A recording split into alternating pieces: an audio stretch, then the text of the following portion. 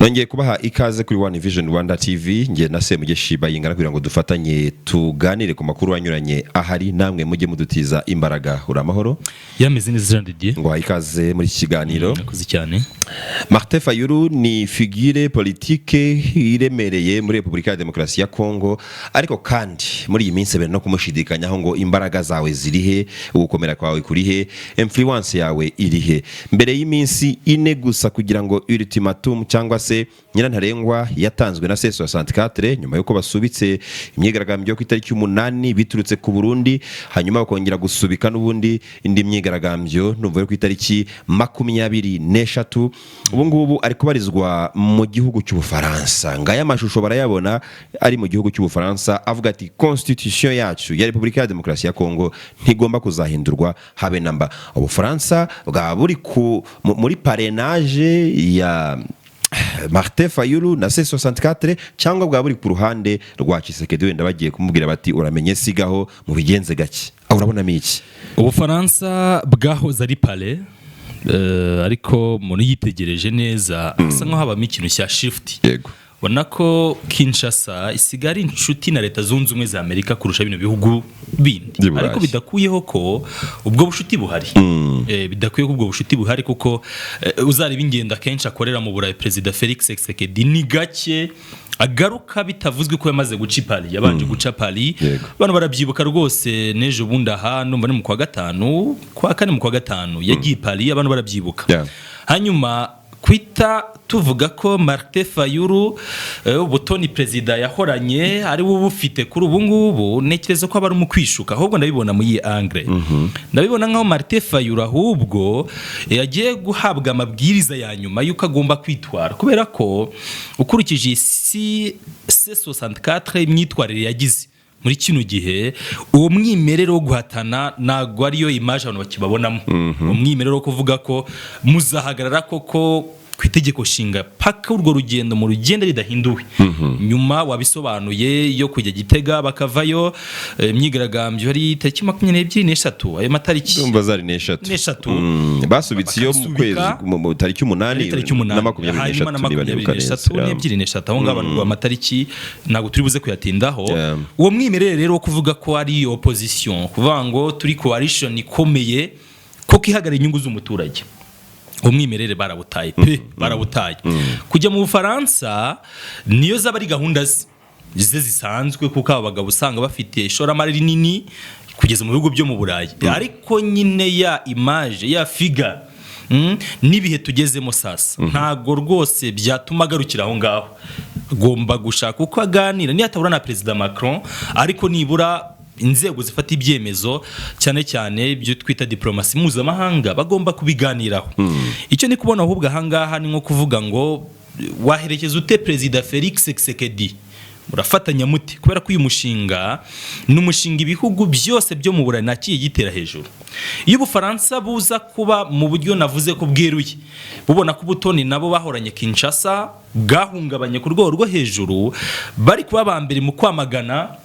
gukora ku itegeko shinga ariko ntashobora kuzamo ikintu cyo kuvuga ngo ntabwo twivanga muri intano affairs z'igihugu ibi bihugu birabigira kuko niba bafite ubushobozi bwo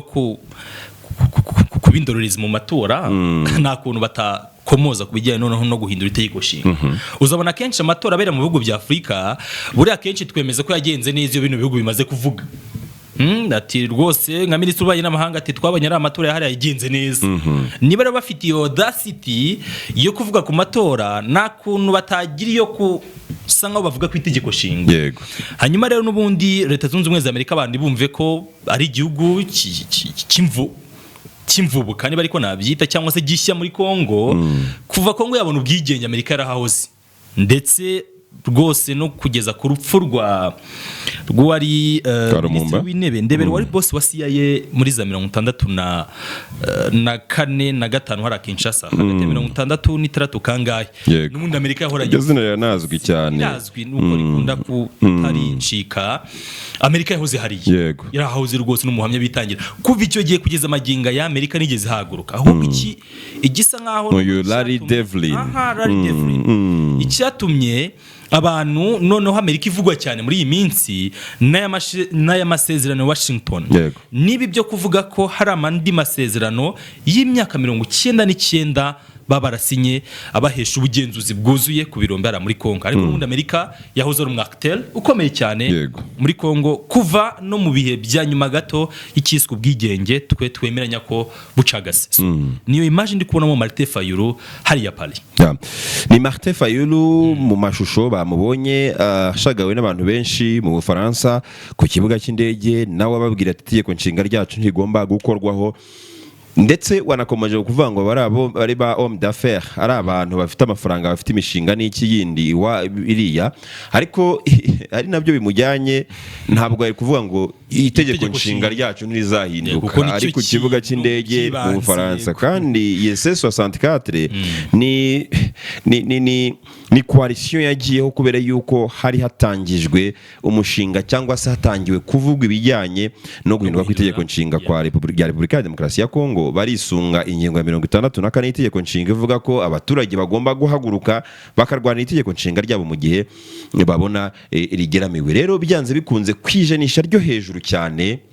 nibyo bimujyanye, kubera yuko ni mu gihe C64 irimo kurwana ngo itegeko nshinga ridahinduka. Ni iminsi 4 mbere yuko ultimatum cyangwa se nyina ntarengwa batanze nka C64 bayihaye ubutegetsi bwa Kinshasa irangira, ariko kandi bikanaza bihura n'igisubizo babonye. Igisubizo babonye giturutse kuri Repubulika ya Demokarasi ya Kongo. Ubutegetsi bwa Kinshasa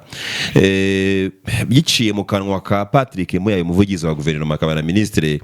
wa media itangazamakuru, yavuze ngo president nta ultimatum nimwe agenderaho. We niwe uhagarariye igihugu, niwe ugira ngo ibingibi birihutirwa, ibi ntibyihutirwa, nta ugomba kumuha ultimatum. Rero icyo gisubizo babonye ngira ngo cyanacanye umuriro kurushaho, cyarenyegeje, kubera ko niba coalition 64 ivuga ngo twebwe duhagurutse nk'abaturage tugomba kurwanya itegeko nshinga ko rihinduka, hakazaho ikintu kimeze nko kubinginga, reka mvuge gutyo, nko kubakonsulta bakajya mu Burundi. Kandi mu Burundi bagiyeyo Perezida Evariste Ndayishimiye avuye i Kinshasa, bivuze ngo bari babiganiriye. Ndibuka ko ari iminsi 2 yamazeyo, amasaha 48 rero biganiriye na mugenzi we byanze bikunze wa Repubulika ya Demokarasi ya Kongo. Ahita bahamagaza bajyayo, no kuvuga ngo twabahaye agaciro, nimuze twumve. Ndibuka ko twanabigarutseho ibyo bamvikanye hariya ngo bagomba kugabana imyanya, abandi bakagira gute, twabigarutseho. Ndetse kuri iyo nshuro baracogora bavuga bati tubaye ducubitse gatoya. Hanyuma n'ubundi mu gihe bari bafashe indi tariki kubera ko babona icyo basaba kitagerwaho, tariki 22 round aho ngaho, kwezi kwa munani, no kwa karindwi, ubwo kubera ko turi mu kwezi kwa munani already, mu kwezi kwa karindwi kushize. Hanyuma harongera habaho appeasement ya kabiri, aho abanyamadini nabo baganiriye na Tshisekedi ngo yababwiye ngo nimukoresha imbaraga mufite, iyi C64 igenze gake, nzategura ibiganiro, ndategura ibiganiro vuba ahangaha. Na appeasement ya kabiri, na agaciro bawahawe. Now ukuntu rero byaje kwevoliwa kugeza ubwo ka gaciro no ku karubanda bigaragara ko nta kari gahara hubo kwari ukubeshya, ni igisubizo bahaye abatangazamakuru. Ndavuga ubutegetsi bwa Kinshasa binyuze muri Patrick Muyaya,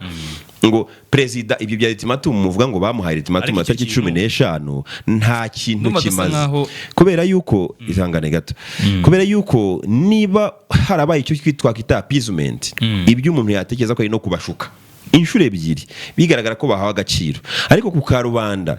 uvugira guverinoma agahita avuga ngo nta bya ultimatum sha, ibyo ngibyo muvuga ntabyo, perezida ntabwo ahabwa ultimatum, akorera kuri tempo ye. Biba tariki 15 ntacyo bitubwiye. Now nugucana, nukwenyegeza, nukumena lisansi mu muriro, kubera ko abantu bari bizeye ngo muri on the same page, muri kuganira, agomba gutegura ibiganiro interi Kongore biganirwamo ibintu ibi. Kavuga ati oya, ibi bya ultimatum mwaduhaye ntabwo bikunda. Ni ikintu gikomeye cyane. Iki kintu ndashaka kuvugaho nyina utize no kugikora deba, mvuga ko impande zombi wazumva, ariko nkashyikira uruhande rushimangira ko umukuru w'igihugu, umuturage mukuru mu gihugu, ntago bakwiye gushyirwaho nyiranarengwa. Yego. Buriya nabyo umuntu yavuga ko ari ukugerageza kwambura agaciro n'umuntu nibyo ariko iyo ntebe cyangwa se iyo position afite kwitwa head of state ntago ukwiye kubwira president ngo tariki ni n'ubutabikoze tuzabigenza uko ariko bayinga reka nkwereke n'ubundi twemeranya kuri iyo ngingo ntago twayemeranyije ariko buriya reka nkwereke president yego turavuga ngo president si umuntu ni igihugu ni institution ni iki president bavuga ngo si umuntu nicyo bivuze ariko none iyo president se abaturage bamubonamo isura itari kwiye kuba ibonwamo perezida nk'umugambanyi kuko guhindura itegeko nshinga abaturage cyangwa n'amashaka yandi bayifata nk'ubugambanyi nawe bwa budahangarwa perezida w'ubwaba yabwiyambuye kubera yuko iyo ufashe umwanya wo gutuma abaturage batakugirira icyizere kuvuga ngo uri kudushuka kugira ngo buying time uko byamera kose reka nkwereke uhindure itegeko nshinga kandi ari ubugambanyi reka nkwereke abantu rero bafata umwanya wo kuvuga ngo reka dufatirane ugira ngo iyi coalition ya C64 idahaguruka abaturage aricyo biba bibabwiye abaturage ntacyo bibabwiye nkwereke ni ukuvuga ngo hari igihe umuntu ishusho ye iremwa n'abandi byaterwa n'abaturage uvuga ariko abaribo kuko aba bantu aya mashyaka afite abanyamuryango aya mashyaka afite abanyamuryango SD Ensemble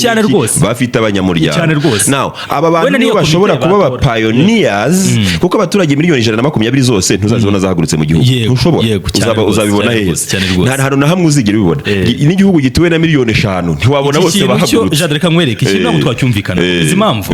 buriya nibyo hashobora kubaho icyo kintu cyo kuvuga ngo umukuru w'igihugu yambuye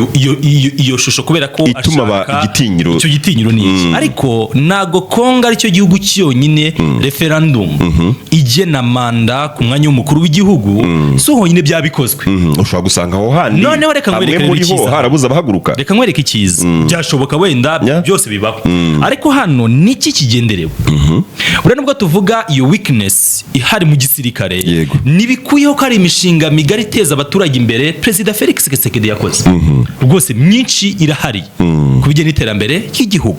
hazamo iki kintu cy'iyo gap y'ibijyanye n'umutekano ari nacyo wenda abantu bavuga ko gikomeye kuko niyo wama ubwoko bw'amafunguro nge bayingana narabona ariko se aho ndi buyariri wabima ariko se ndabirira mu gihe biturika biri kunca hejuru ibyo ntacyo babikivuze uvuga ngo nibyo bindi biraza bigasa nkaho byibagiranye kubera ko umutekano nk'ikintu cy'ibanze nawe uhari ariko no hakaba hari amahirwe yuko ntago ari mu gihugu hose ni mu bice bimwe na bimwe ariko nubwo ari ibice bimwe na bimwe babona n'abavandimwe n'abavandimwe nibyo biri muri za Kivu zombi n'ibindi bice bihegera za Ituri n'ahandi biturika gake gake ariko ni mu gihugu cya Western ntabwo bibongera ko umuntu ufite umutima niyo yaba ari za Mayindome cyangwa izindi ntara izo za hoteli kure ntago ari buze gutekana ku kazi k'igihugu cye kirimo intambara uko byamera hari possibility yuko iyo ntambara yarenga mu ibyo bice kanasatira huri nk'umuturage afite umuntu izo mpungenge zaziki hari rero no kureba ngo iyi referendum igamije iki ese ni personal interest cyangwa se yego ni personal interest cyangwa general interest mu cyo Perezida Felix Tshisekedi avuga ariko n'icyo mu diplomate wese yavuga avaka afite byinshi agomba kubasavinga ati n'icyakomye mu nkokora ni ibi bintu ya agression kandi ni ibihugu which is wrong iyo bagiye gushyiraho ngo ni manda ebyiri z'imyaka 5 ntago baba bayoboye yuko hari ibintu zabo utarasoza burya kuri ingingo yo kuvuga ngo ni agression y'ibindi bihugu ni C64 babyemeranyaho bagabweho ibitero n'ibindi bihugu nge ntabwo mvuga iyo point waruzanye yuko icyabidindije ari agression y'ibindi bihugu navuga kuvuga ngo kuko nubundi uzamara niba ari ibyo wamara na manda 10 uvuga ngo hari ibintu ntarakora so ntabwo ikwiye kuba impamvu rero yo kuvuga ngo hari ibintu nsigaje kuko nta muntu numwe ku butegetsi udakunda ubutegetsi udakunda amashyi ntawe nzi hanyuma iyo uvuze ngo rero hari ibintu ntari nakora nibaguha n'indi kenkena nibaguha indi nabwo uzavuga uti muri imyaka 15 maze hari ibyo nari ntangiye ntarasoza nabwo ukongera ukavuga uti ku imyaka sishize ari 40 hari ibyo ntarasoza itegeko nshinga wajya urihindura ariko noneho ku rundi ruhande nkongera kuvuga ngo ese twazamenya ni bande bemerewe kurwana ku itegeko nshinga kuko itegeko nshinga ni Bibiliya y'igihugu ku bakristo nyine Bibiliya ni igitabo gitagatifu Korowani ni igitabo gitagatifu ku bayisilamu constitution ni bibiliya y'igihugu, ni korowani y'igihugu, ni untouchable keretse iyo bibaye ngombwa. Ahubwo tuba dusigaye twibaza ngo baha byabaye ngombwa kubera ko gusa uvuga ngo hari ibyo utarabasha gukora kuko utabikoze muri izo kenkena ebyiri baguhaye. Rero ahubwo ni ikibazo ufite. Aha niho biza kuremerera mu mpamvu atanga nyine niriya nakomojeho. Nizo mpamvu atanga kuko n'abakongomani benshi buriya iki kintu basa nk'abagihurijeho. Mbona rwose imyumvire kuri icyo kintu isa nk'aho yahindutse. Byasaba sondage. Basa nk'aho yabafashe. Byasaba sondage. Hari hano kimwe cy'ingenzi no kubona ko asa nk'ari gusatira. Yego. Asa nk'ari gukoza rwose imitwe y'intoki kuri izi mpinduka we yumva agendereye cyangwa se akeneye mu kuba yahabwa umwanya n'icyo gihe kirekire akaextendinga kagira ibyo ageza ku bakongomani. Agira ibyo ageza ku bakongomani. Ngiye mbona ku itariki 15 noneho iza appeasement zose uko ziri kubaho n'iki ngiye mbona bigoye ko bazongera kwimura bijyanye n'ubwo nakwita ubwishongozi bababwi, kuko hari bamwe nkuko nawo nabivuga babyemera nkaho ari ukuri koko perezida akwiye guhabwa ultimatum, ariko n'abandi bavuga ngo ari kudushukashuka kugira ngo buying time. Nabo ibi byose ni ibitekerezo biba bigenda bihura. Hanyuma muri Kivu y'Amajyepfo muri Fizi faction ebyiri z'abazarendo bakubitanye barwanya ibintu biracika. Habaye accrochage ndetse irimo n'intwaro rwose. Hari faction cyangwa se ibice bibiri bya wazarendo. Ni ibyatangijwe na wazarendo bitwa CNPSC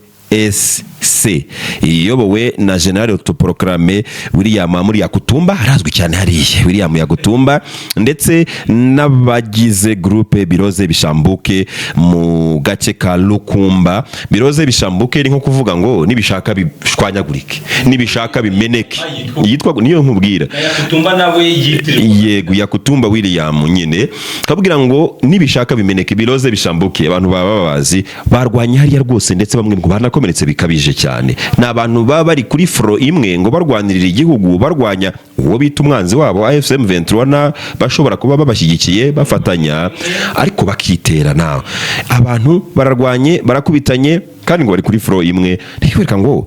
ariko igihugu cya Repubulika ya Demokarasi ya Kongo ku ruhande rwa Kinshasa kita ko kiri kurinda abaturage, abantu bakarwana batya bitanga message n'undi yindi sanzwe yo ku ntabwo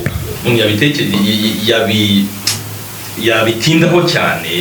ko hano bafite byinshi babadapfa. Yego, bafite byinshi babapfa nako kubera ko uretse ubwo buzima bwo kwiyambika umwambaro kuba ingabo z'igihugu abantu basanzwe bafitanye n'amabifu kwabo, ariko umuntu yegura igikoresho yabona mugenzi bafite ibyo badasanzwe bumvikana mu buzima busanzwe